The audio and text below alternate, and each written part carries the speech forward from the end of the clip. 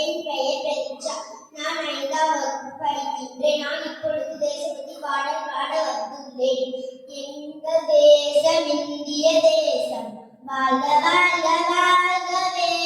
இந்து முஸ்லிம் கிறிஸ்தவர்கள் எங்களின் சகோதரர்கள், எங்களின் சகோதரர்கள். வேறு வேறு வண்ண பூக்கள் சேர்ந்து வாசமாலை நாங்கள். வண்ணம் வேறு வேறென்றாலும் வாசமென்று ஒன்றுதான்.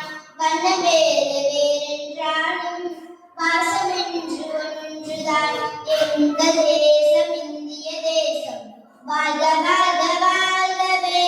இந்து முஸ்லிம் கிறிஸ்தவர்கள் எங்களின் சகோதரர்கள், எங்களின் சகோதரர்கள். சீக்கிய